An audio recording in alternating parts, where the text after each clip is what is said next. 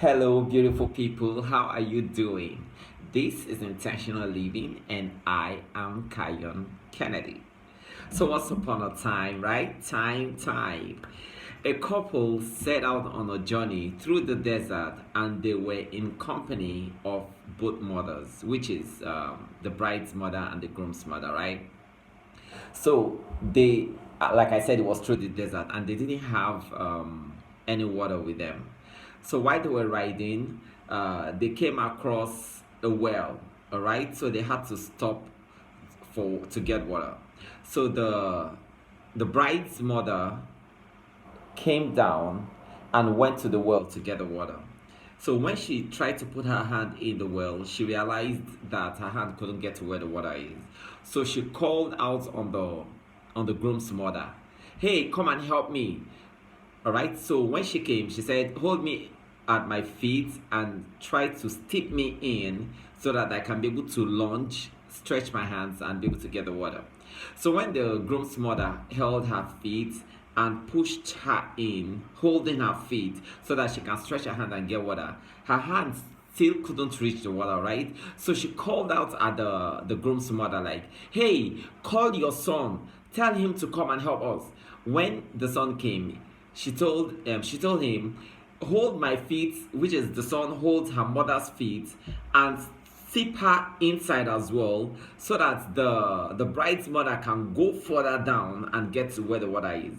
So when he did that, that means both the bride's mother and the groom's mother are in the well right now, stretching out, trying to get the water.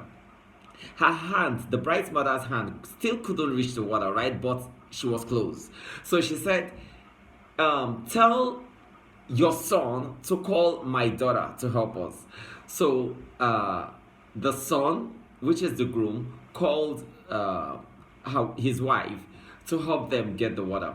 So when she came, she held her husband's feet and stepped him inside. That means now we have three people in the world: the bride's mother, the groom's mother, and the groom himself, all right? All stretched down so that the bride's mother can get to where the water is. All right. So by this time, the bride's mother had gone further and was just barely almost at where the water is. Okay. So, but her hand was barely touching the water, so she was doing all she can to try to get the water into the bowl, right? So, but the bride's mother had is getting tired of holding her feet.